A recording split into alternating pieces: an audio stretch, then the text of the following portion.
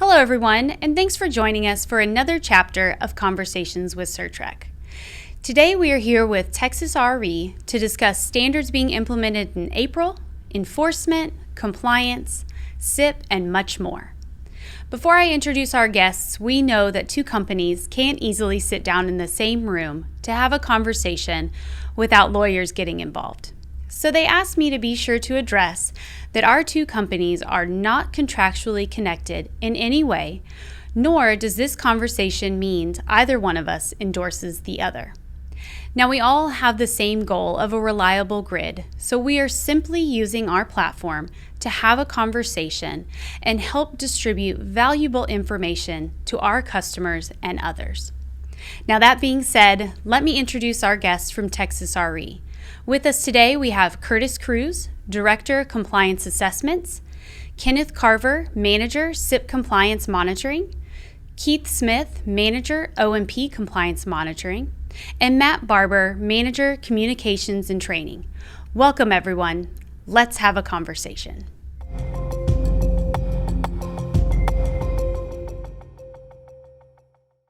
Okay, so the first topic we want to start with today is standards. So there are several new standards being implemented April 1st of this year.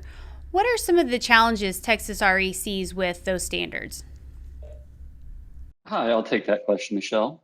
I think when you look at the new standards coming into play on April 1st, 2021, you'll see a large number of new standards becoming effective on that date. Many of those are actually include retirements of individual requirements from the standards efficiency review phase 1. So although you might see a large number of requirements becoming effective on that date, there are actually only a few standards that include new requirements or new responsibilities for the registered entities. PER 6-1 is one of those standards that sticks out. That's training for operating personnel on the operational functionality of protection systems and RASs, specifically applicable to generator operators. One challenge with that standard is going to be the applicability piece. It seems like there is some confusion out there because PER 6-1 uses the phrase plant personnel, which is not defined. I think the key with that piece is just making sure when you look at the description of the personnel, it talks about responsible for control of the generator and can receive operating instructions from the GOP's reliability coordinator, transmission operator, balancing authority. If you look at those that description, I think the key is going to be anybody who fits kind of into that bucket, who can control the generator, receive operating instructions. Those personnel should be trained on protection systems either under PER 5 or PER 6. And I think if you look at the standard drafting team comments for that standard, it kind of supports that as well. So I would advise entities not to get hung up on that description of plant personnel in the applicability section and really focus on that piece about control of the generator and receiving operating instructions. And if they fit that criteria, make sure they're trained on the operational functionality of the protection systems. When you look at the reliability objective of that standard, the key is that the personnel kind of have that knowledge, have that awareness. When they receive information, when they receive alarms, they know how to react. They know the steps to take, and they have that knowledge and training. So really focus on that reliability objective and make sure that the personnel kind of meeting those description in the standard of the operating instructions and the control of the generator receive that training, whether it be under PER 5 or PER 6. As far as auditing that, auditors are really going to want to understand how that training was developed. I think the technical guidelines and rationale talk about how it doesn't have to be facility specific, but we're obviously going to want to see that the entity did an evaluation of the applicable protection systems and develop training based on that evaluation. So we're going to want to know how you develop that training, how you identified the protection systems that need to be covered, and how that kind of evaluation went into the development of the training. Another key piece there is going to be remedial action schemes. That's going to be a focus. I think any generator operators who operate facilities that are impacted by a remedial action scheme, I think it's going to be more common to see that standard and scope for those entities. And because those remedial action schemes are very unique in nature, we're going to want to make sure that the operational functionality of those remedial action schemes is covered specifically. So it's going to kind of be a focus on how does that remedial action scheme detect the predetermined conditions? What are those predetermined conditions? And then what are the automatic actions that will be taken when those predetermined conditions are detected? So we also did a recent presentation in December on PER6 that's posted out there on the Texas RE website. So for more information, we definitely encourage entities to go out there. There is a recording posted right now from that presentation. The content's also posted. So if you go out to our website under training, there is a presentation on that standard from December of 2020. PRC 27 is the other standard that's going to kind of be a major area of focus. I know that many entities have been preparing for PRC 27 for the past couple of years now. The big piece that's going to become effective on April 1st, 2020 is the process piece. R1 requires a process for developing new and revised settings. It covers things such as review of the settings and coordination with other entities. So these are both standards that are replacing parts of the old PRC 1-1 that is now going away. So that's going to be the focus on April 1st, 2021 is really that process. There's some other pieces, which is R2, which talks about kind of the fault current study, developing that baseline by April 1st, 2021. If you do not choose to do that, there's the protection system coordination study that won't be due until 2027. So that's going to be pretty far out. I don't see R2 kind of being a focus on day one when that standard becomes effective. That might be something we look at a little bit further down the road. And then R3 is about the implementation of the process developed under R1. So we will be looking at that, but kind of on that April 1st, 2021 date, there's not going to be a huge population to look at, right? There's going to be the process in place and we want to see it implemented, but it's going to take months and years before we can really see that process in action, before there's those new and revised settings to go through that process. So we'll be looking at that in the future, but on day one, April 1st, 2021, we're probably really going to be focusing on that process for the near-term future with PRC 27. And I think the challenge that we're going to see there is really making sure entities are tailoring that process to their business practices. What we don't want to see is kind of the copy and paste of the standard, very high level. That's going to pose challenges, especially for auditors, kind of reaching reasonable assurance that entities are accomplishing the reliability objectives that we want to see accomplished there. So, kind of giving us that paper with a copy and paste of the standard, we will do this, we will do that.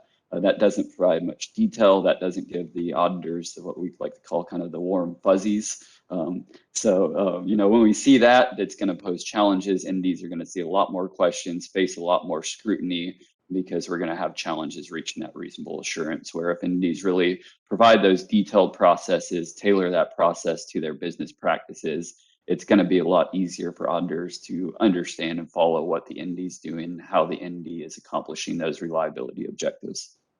Wow, those are some really great insights that you just provided. And I think, we share a similar message with our clients. It's not one size fits all, right? Everybody's different, and the tailoring, their training and their documentation is critical to making it work for them. So that's a great message that you shared. So beyond the standards, that are about to become implemented, all the ones that are already out there, what are the most violated standards that you guys see when you're out there auditing registered entities? I'll take that one as well, Michelle. I think we do post a running list at our board meetings throughout the year. So that's out there. I think you'll see a kind of mix, grab bag of CIP and O&P standards there. There are kind of the very specific ones to certain functions. TPL is one that we saw out there for the first time this year in a long time. BAL 1 is another one that we've seen. Those are kind of very specific, kind of performance-based. Outside of those more specific ones, I think some that we see is PRC5 is a very common theme. I think everybody's aware of that. It's very data intensive, very documentation intensive.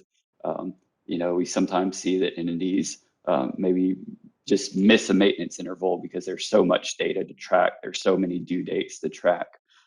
So that's a common theme. As far as kind of mitigating those, what we see as successful in kind of preventing those type of violations is kind of establishing that initial inventory to start out with. If you have that solid baseline for record tracking, solid systems to track records, really get those due dates in there. So the initial performance dates in the system, so those due dates are clear moving forward. That's a best practice that we've seen at preventing potential non-compliances with PRC5. A management review process is also something that's very helpful, especially we talk about it being documentation intensive. If entities are kind of reviewing those records, know what they have beforehand, really kind of going and performing self-audits of those maintenance records to the maintenance activities within the standard. That's a good way to make sure that the documentation is solid, and that also the maintenance activities are being performed. If it's not being documented, why is it not being documented? Do we know it's being performed? If we do know it's being performed, how can we show that? So that's a big piece there.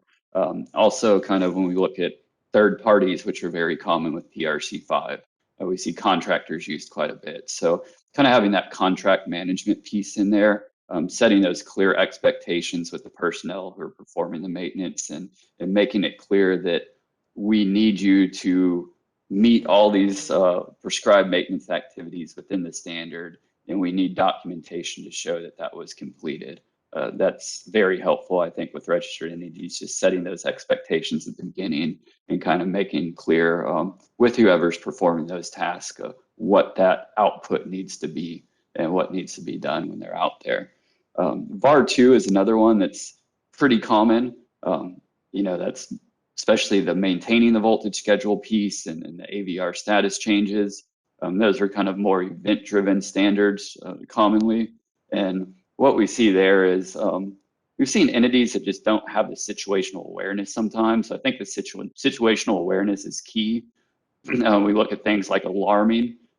We see entities sometimes that don't have alarms for the voltage schedule. So how do the operating personnel know when there is a deviation from the voltage schedule? They can't just have it in their head and look up at the board and know if there's that deviations occurring. So having that situational awareness and those processes and training in place. So once again, they have the appropriate tools to know when the event occurs, but they also kind of have the processes in place and know the processes, so those expectations are clear. So that's success. That's one way that we've seen entities be successful there and kind of prevent potential non-compliances there. And also just being proactive. Frequently we see entities say, oh, I expected the TOP to contact me. I expected the RC to contact me.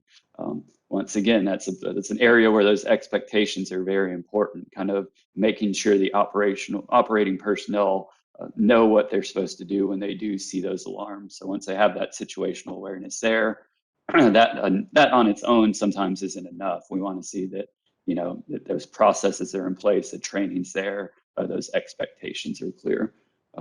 And then another piece that we see, one more to bring up, and this is one that I think we see a lot with generator owners, is PRC24. We sometimes see misunderstandings about the applicability there.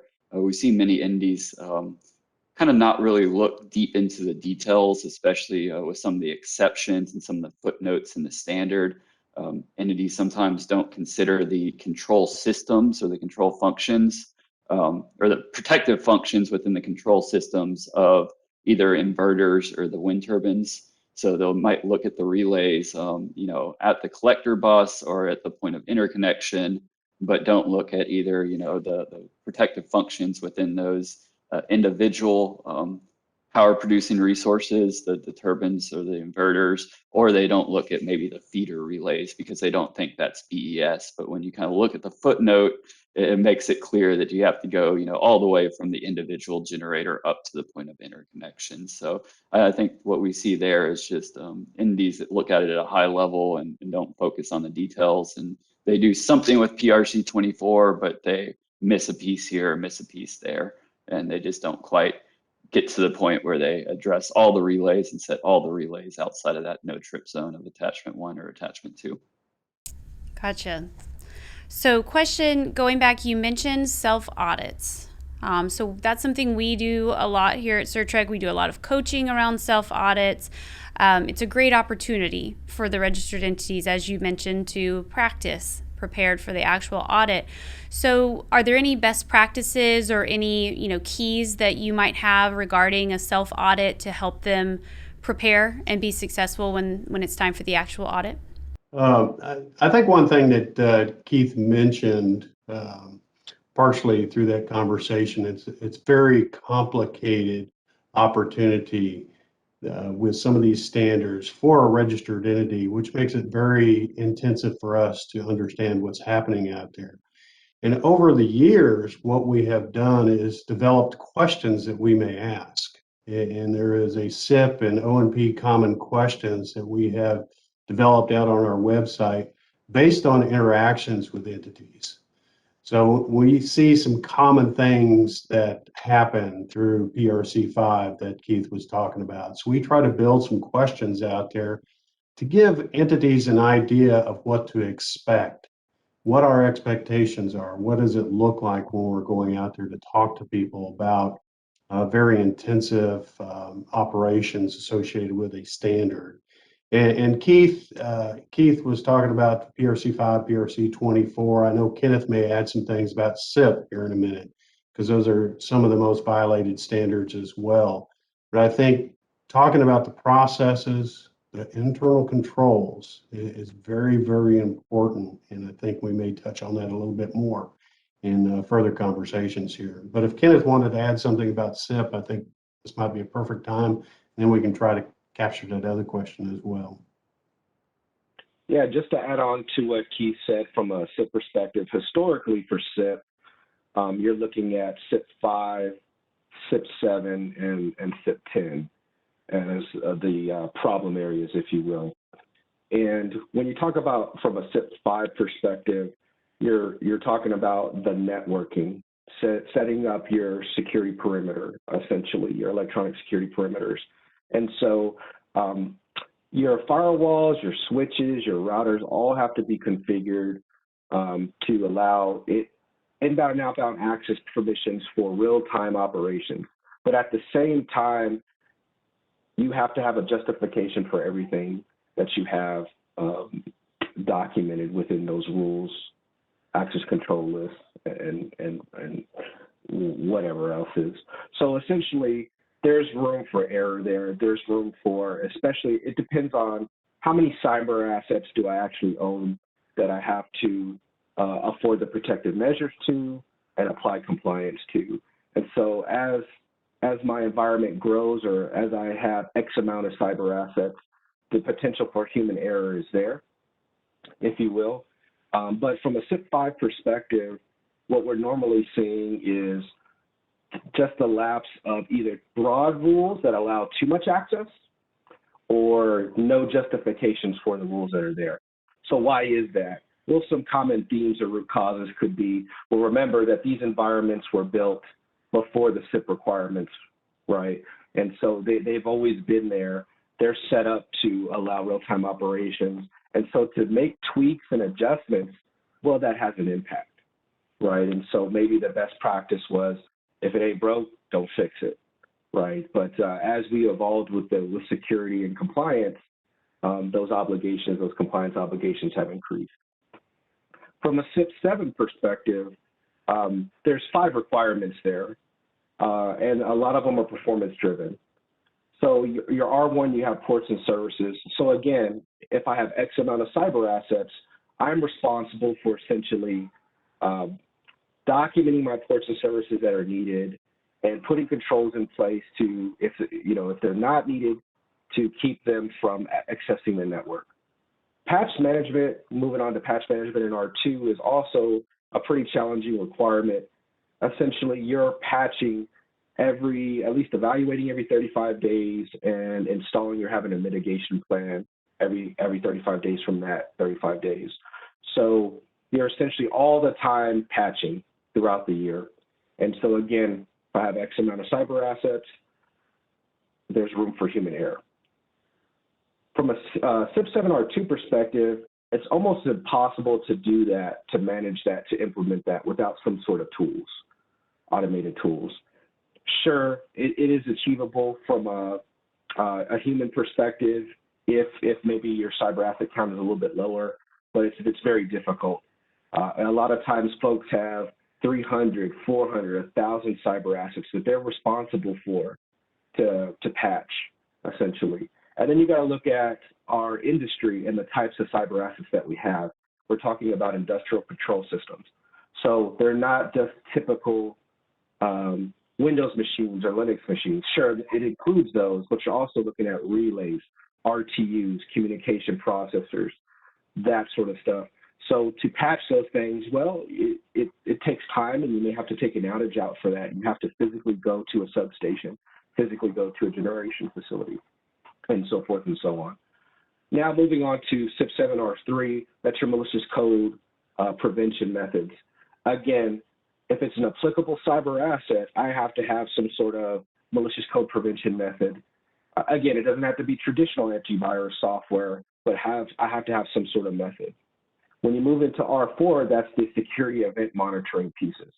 So again, I'm supposed to be collecting logs and monitoring for certain thresholds per R4 to ensure essentially I'm meeting compliance, but also to bring awareness to myself if there's some sort of vulnerability or compromise that may be there. And then lastly, we have the R5 piece, which is the system access controls piece. And that's really about the authentication pieces to your cyber assets and shared accounts and default accounts. So again, how many shared accounts are on a machine, how many user accounts are out there, there's going to be a bunch. And so to manage that, it's going to be a little bit challenging. So now moving on to CIP 10, this is, again, CIP 7 is probably the number one common, where we see most issues, but CIP 10 is number 2, if you will, and CIP 5 would be number 3. So with CIP 10, that's all about essentially baselining my cyber assets and performing change configuration management. So again, we talked about patches in CIP 7R2. Well, that's a baseline element. So that's a prime example. If I'm patching evaluating every 35 days, installing every 35 days, well, I'm also baselining around those same timeframes, right? Because that's a new baseline element. So I'm responsible for baselining my cyber assets pretty much every day. Again, depending on the number of cyber assets, that can be a really tough thing to implement and to stay on top of. And again, an automated tool is probably going to get you the more efficiency there than just a human, if you will, doing the compliance piece alone. And then to add on to even some more controls that are required by CIP 10, essentially now I have vulnerability assessments. And so depending on my impact rating there, I need to perform those at least every 15 calendar months and 36 calendar months for an active.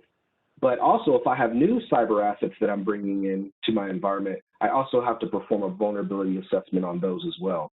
So as you can see, just kind of going through the CIP 10 pieces, a lot of moving parts to be done, which is kind of the common theme with CIP 7 and CIP 5. Again, the most technical of the CIP standards and the ones that we see the most issues at. Thank you. So you mentioned earlier doing self-audits for the registered entities, and that's something, we hear coach a lot for our clients is self-audits and what's a good self-audit. So what are some best practices you guys have seen in the industry or, some thoughts regarding self-audits to help them get prepared? Well, I think it's important with self-audits for entities to kind of try to look at it from an outsider perspective. So I think sometimes with self-audits, it's easy just to you're going in with an understanding of the processes, of the evidence, And so it's easy to kind of just skip ahead and say, we know what that is, we know what that means. I think it's important to really take a step back and try to say, would an outsider who's not familiar with this process, who's not familiar with these tools, know what this means? And if not, how do we improve the documentation? How do we improve the presentation to make sure it's understandable? So I think that's very important to begin with. I think it's also important to really what we tell entities is, as you're doing these self audits, if you have to go ask your subject matter experts questions, go ahead and write that down and include it as part of the documentation, because there's a good chance that when you get to an audit, if whoever's performing the self audit had to ask those questions, you're probably going to receive that question during an audit as well. So kind of take it from that perspective and really say, okay, if we're struggling to understand this, if this doesn't make sense to us, how is it going to look to a regional entity auditor? So kind of really using that as an opportunity to potentially find gaps in the documentation, find gaps in the evidence, maybe find gaps in the process that don't really make sense, as you're walking through the process, understanding how the evidence fits in there, understanding how that compliance approach fits into the process. If something doesn't make sense, maybe there's a gap in the process. Maybe you need to circle back around and kind of reevaluate what's going on there, how data is flowing from point A to point B, and making sure that you're putting the controls in place to close those gaps as you're identifying those through the self-audit process. I just wanted to add on really quick to what Keith mentioned earlier about the self-audit piece. Essentially, the tools are out there. They're public, right? We have the engagement common questions, which is posted on Texas RE's website. We have a PRC5 spreadsheet, which is posted on Texas RE's website. And we also have the CIP evidence request tool, which the whole ERO utilizes for CIP. And so there's public tools available there that are used by the auditors that can be used by anybody to self-audit. So if you're looking for a start, those are some good starts. And like what Keith was saying, essentially, if you're self-auditing yourself and you're looking at your process, procedure, your plan, or policy, and it's high level, and you have to ask yourself, well, how do we actually do that? That's a pretty good key indicator that I need to provide more details in my processes, not only for my own personnel, but also for third parties coming in and looking at my environment. And then also sampling. So it's not just about policies and processes and procedures and the documentation. It's also about, have I checked implementation? Have I sampled? The auditors use the auditor handbook or auditor manual, if you will, which is publicly posted on NERC's website. And there's a sampling methodology there. There's non-statistical sampling. There's judgmental sampling. And so you need to put yourself in that mindset of an auditor. If I have X amount of cyber assets, X amount of components, using a judgmental sample or non-statistical sampling or statistical sampling, how many of these should I check to ensure that we have implemented the requirement in the parts? And I think that's kind of where I see a lack of scrutinization is the sampling and looking for pieces of evidence. A good start is the measure, right? Those are examples of pieces of evidence. But from an audit perspective, you want to see evidence being stacked, right? So I have a process, a policy, a procedure that's documented. That's one good thing. I have a narrative that explains how I do something. That's another stack. Then I also have evidence that I've actually done it. So now I've been able to stack the evidence in the entity's favor to say we have reasonable assurance that they're compliant. And so now where's the balance of how much evidence I need to demonstrate? That's really up to the registered entity, but it should be enough that somebody that is not within the organization can come back and look at the same evidence and come to the same conclusion. That's great. Thank you for adding that. Curtis, did you have anything you wanted to add on that question? Well, I think I put it simply as take a new level of professional skepticism to yourself As auditors, we're supposed to have a certain level of professional skepticism. If there's something that just doesn't look right, ask that question internally and think about it in that perspective. And that's where some of those questions that we've learned over the years come into play, and just thinking about it from a different perspective. Take a step back. What would I do if I was outside asking this question? The other thing would be lean on each other. I mean, registered entities should lean on each other more so than they do today, I think. These are not trade secrets. These are not market sensitive issues. These are real life interactions that can be learned from. I mean, a lot of our outreach is based on past experience of audits, engagements. Look at some of that information out on our website. Look at the examples we provide when we say this is kind of what we want to look at when we come out and touch you on PRC 12 or PRC 2 or whatever the case may be. A lot of information out there, and sometimes information overload occurs, but don't hesitate to reach out and ask us. Don't hesitate to pick up that phone and call. These two gentlemen that are here, Keith and Kenneth, they're very, very strong in the standards, very, very smart. I used to say hire people that are smarter than you. I really had to raise the bar here with these two individuals, and they do an excellent job. And they will be more than happy to talk to you or have someone on their staff talk to you, because it's good to have the conversations. That's a great message, and we call that having a questioning attitude. That's certainly something we try to do here as well as coaching out there. So, we've talked about self-audits. Now let's think about, 2021 and going forward. What are some of the key focus areas for audits that entities should expect over the next year or two? I think internal controls as a whole is something that we're really going to key in on, because compliance is about past performance. Internal controls about future expectations and where you're going to be in the future. And the way the risk-based compliance environment is working, we may just see you once every 3 years, once every 5 years, maybe once every 7 years. So we have to feel very comfortable with, when we leave you, what you're going to be doing in the future. So we'll be asking a lot of those internal control questions, trying to dig down deeper than just that compliance layer and just trying to find simple compliance, because that's not what we're about.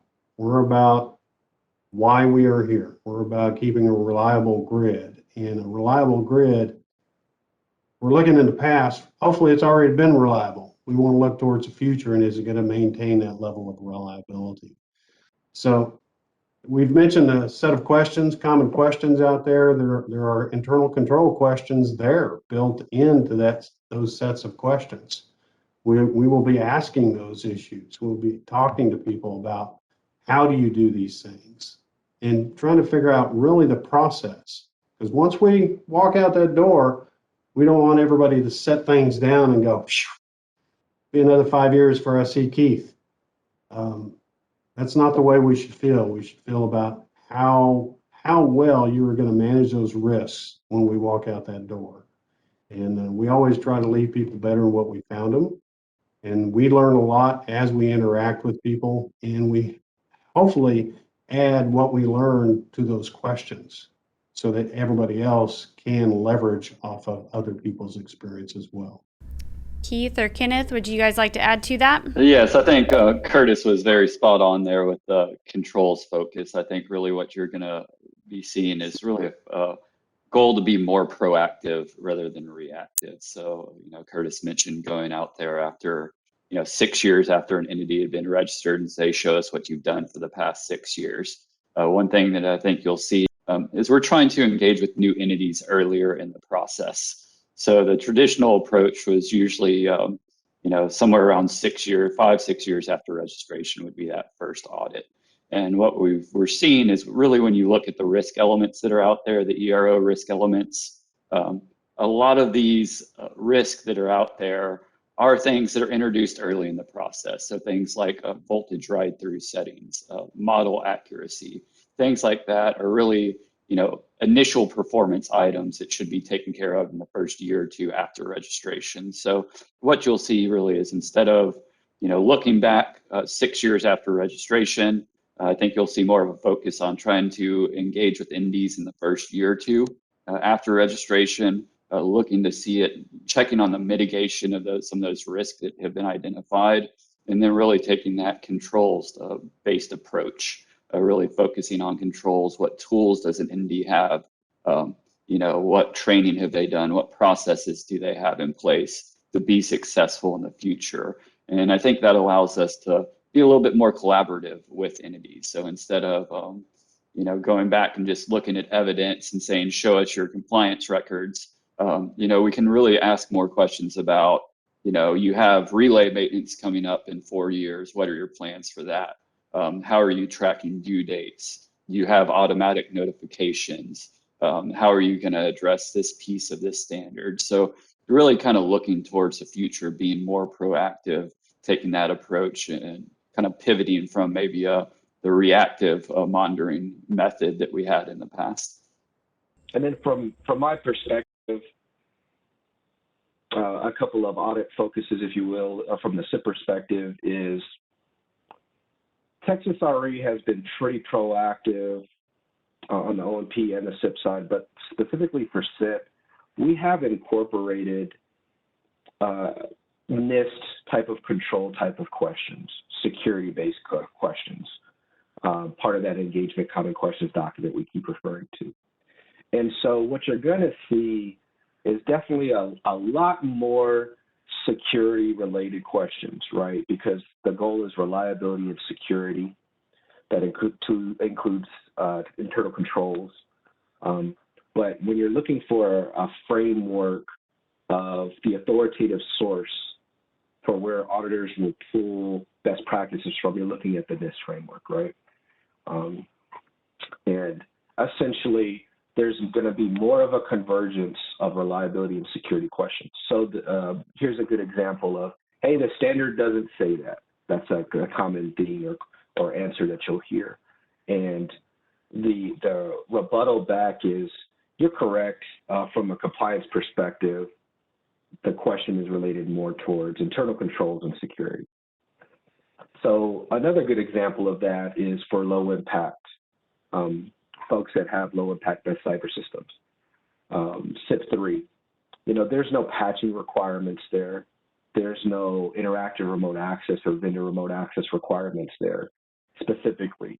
But those may be security best practices that Texas RE focuses on and asks questions on just because of the risk that's out there with vendors, if you will, is a good example. So you can expect focus areas on more security-related best practices. And also, when you're talking about just the CIP standards themselves, definitely a focus on supply chain risk management, right? And the 8-6 cybersecurity incident response plans, because those are kind of the new standards. We're going to be incorporating those this year, next year into the scopes, if you will, if the risk is there. Thank you. Thank you for sharing that. So a key message I feel like I've heard from each of you is, what I like to call benchmarking or, sharing from operating experience. So do you feel like that's maybe a 2020 lesson learned / item you'd like to see carried forward in 2021 that entities could and should be talking to each other and really learning from each other? I think it's from 2010 to 2020 learning experience. I mean, it is amazing. There's a great deal of experience out there. Mm-hmm. And we're a small part of that experience, right? We have to be on top of things when we go out and interact with people. And we learn from every interaction that we go out and talk with people about. And there are some groups out there that are very active. The CIPWIG is a very active group, ERCOT group that Kenneth goes to and provides information to every month. NSRF, Keith and I talk at that quite often. That's a very good forum for interaction, for understanding. And both of those groups have closed sessions which is very interesting. They kick the regulator out and talk about their own experience. But you have to be there. They don't have WebEx. Well, CIPWIG might have WebEx now in this new environment with COVID and all that. But as a regulator, we're kicked out of the room. So they can talk openly and not be scared about the big bad compliance director sitting in the room. And I think that's very valuable for them to do that. And it's open to everybody. It's an open thing. You might have to sign a non-disclosure agreement. I can't remember the exact setup that CIPWIG has and NSRF have, but getting people to talk about their experience and talk in a constructive fashion about what was learned, about their own environment, about how the auditor approached that environment, about the questions that were being asked, I think is a valuable thing for entities to take advantage of. And just to add on to what Mr. Cruz just said, you know, Texas RE has been promoting collaboration on the CIP and O&P side for years. And we've actually seen an uptick within the last couple of years of registered entities reaching out to us for help, and meaning help of, hey, I have this scenario, what are the compliance implications, or hey, I am implementing this scenario, what is your thoughts on the security of this, any type of potential pitfalls there. And so again, we have to have independence. We can't tell them how to do it, but definitely we can tell them, hey, here's some things to think about. Here's some things that I may have seen that may be applicable to you to utilize. And so it only takes an email or a phone call, and Texas RE is happy to discuss. We've done WebExes, we've done phone calls, we've done emails. Again, we want to make sure that we're there to help and to reach the goal of reliability and security.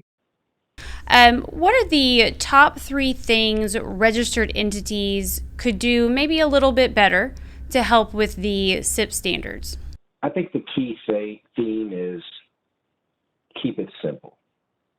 Okay, and that sounds crazy because it's the CIP standard, right?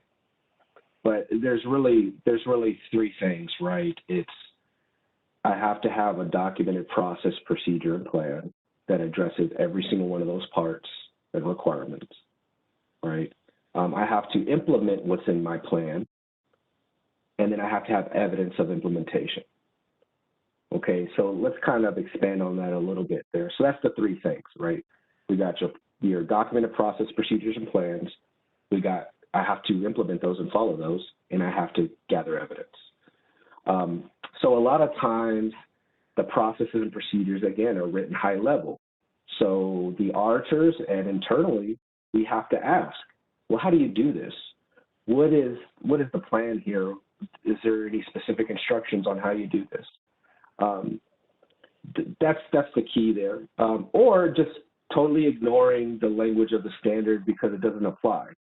That's another key thing. So, well, we don't use this, so we just didn't address it. You should always address things that maybe at this point in time are not applicable, but you could implement it later. And so you want to make sure that your processes have some sort of language around there. So again, detailed processes are very important, and it also shows that the registered entity understands what they're doing and how they do it. Okay, so again, if there's a lack of detail in the process, a lot of times what we hear is, well, they're subject matter experts and they know what they're doing, so we can write it at a high level pace. And that may be accurate, but we always use the scenario, what happens if that person leaves? Can the next person who's not the SME come into their shoes and perform those work duties? Switching over to implementing the process. So again, this is another, a pitfall, if you will. If your process says to do A and you're doing B, well, then your process doesn't reflect on how you're doing. And so you definitely want to make sure that you're doing documentation revisioning and control and and auditing yourselves and revising those documents, but also ensuring that your staff, your personnel are implementing those processes properly. And of course, that comes with a lot of things like training and situational awareness and that sort of stuff. So make sure the personnel understand the process and are implementing it correctly. So let's talk about evidence and collecting evidence. So this is always a doozy, right? Because it's a challenge. I have 1,000 cyber assets out there, and I have to provide pieces of evidence to get reasonable assurance. Let's pull the thread a little bit on some common themes. So spreadsheets is a good example. Attestations is another good example. Those are forms of evidence, but on their own, they're probably not the most strongest piece of evidence. So whenever you're providing a spreadsheet or a ticket or an email or something of that nature, do you have any evidence to substantiate that attestation? Okay, so if I have a spreadsheet that has, hey, look, I did something monthly. Okay, well, do you have something to back up that spreadsheet? Where did that data come from? Did it come from an automated system, a tool? Did you have to pull it from somewhere? The authoritative source of that data is probably going to be your key place to go look for evidence. Okay, and then again, I'll just use an example. I did a quarterly review of access permissions for my staff, and I have this spreadsheet, and I basically checked a box and said I looked at it. So the auditors will go, well, how do we know that you actually checked the access permissions properly? And you go, well, it's just a spreadsheet. Well, what did you do? Well, I basically pulled this report out. I looked at it, and I compared it to each cyber asset and the accounts there. And then I went on the spreadsheet and I checked it off. That's the trail that we want to see, the breadcrumbs, if you will, to get reasonable assurance. Remember, it's not absolute assurance, but there has to be enough evidence to come to reasonable assurance. So those are the three things I think registered entities can do better to meet the SIP standards. Some really great insights there, Kenneth. Appreciate that.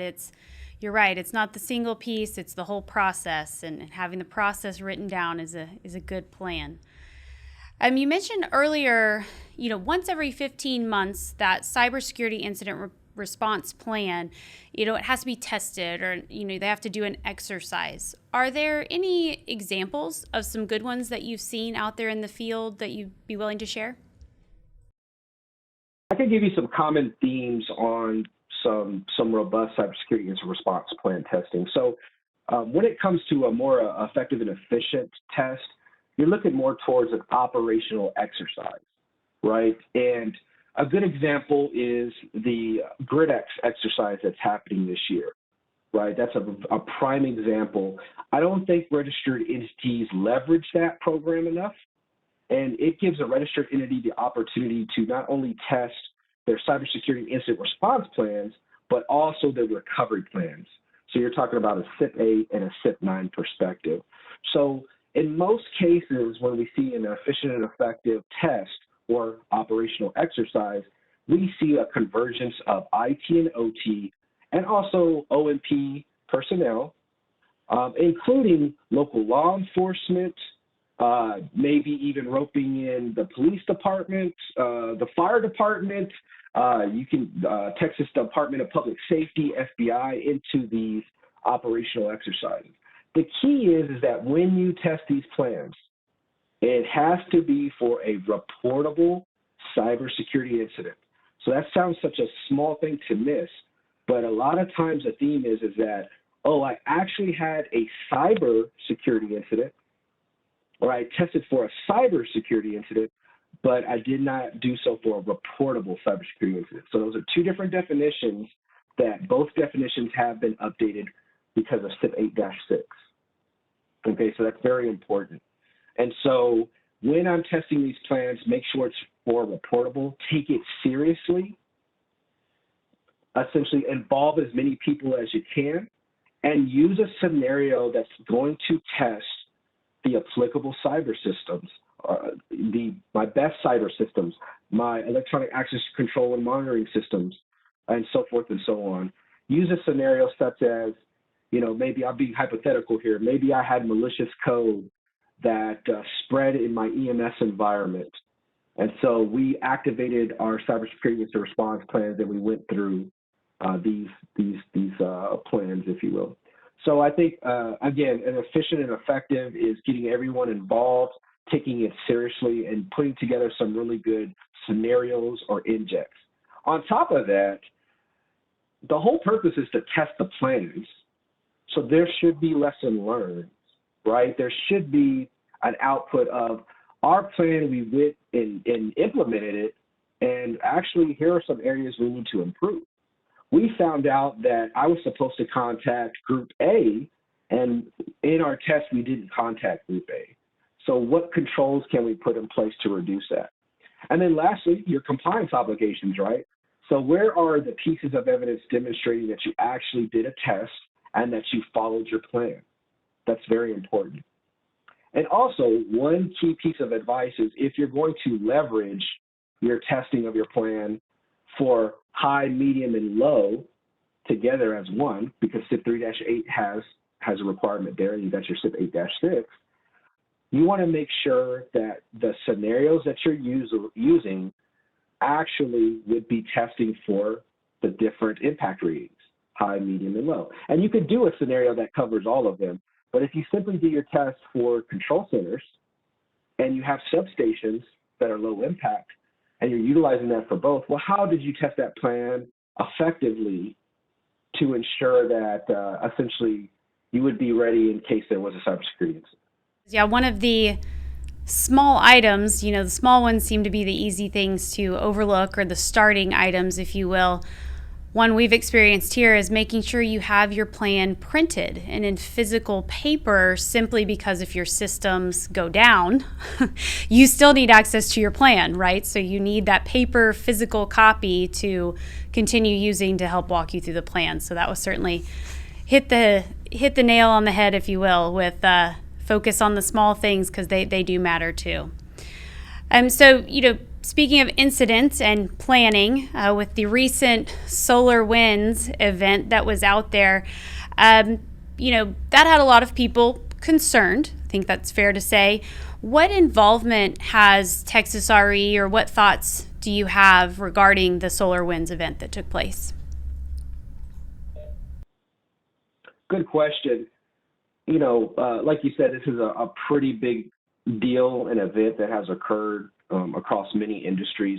So from a Texas RE perspective, essentially, we're analyzing that from a risk perspective. And essentially, there may be things that come into scope for a registered entity if there's a risk there concerning the SolarWinds pieces here. And so essentially, that's how we're handling it. From a compliance perspective, is if the risk department sees a risk based on the IRA, and if there is, then maybe we should include some of those technical standards that we talked about earlier, the 5s, the 7s, and the 10s, or the supply chain, right, from that perspective. Additionally, during an engagement, Texas RE will be asking certain questions. Those questions, again, are posted in the engagement common questions document, posted publicly on our website. So we may be asking some questions on controls, if you were impacted, that sort of stuff. And then, of course, from an ERO perspective, there's still some steps that are going through from an ERO perspective on what should be done as well. Thank you. Curtis or Keith, do you have anything you want to add on that topic? Yeah, I'd like to add just a little bit to that. I mean, one of the things that I think registered entities need to take advantage of more is the EISAC. They are very, very engaged in the process of trying to determine what happened, how deep it is, what concerns, what risks are out there associated with any hack or any cyber incident. A few years ago, I reached out to them, and you have to understand EISAC does not talk to compliance. We don't have access to their information. Personally, it's an unfortunate thing. There's a lot of risks out there. We're not out there to try to find the individuals that may have been exposed to the risk. We want to understand the risks as well, so that we can approach people with the proper attitude about that risk and engage people in an understanding of that risk. But EISAC, I reached out to them and found out that approximately 87% of our entities were signed up for EISAC. And I asked the other question, a follow-up question, well, how many access it on a regular basis? It was a little interesting because about 90% of them had accessed it once in 6 or 8 months.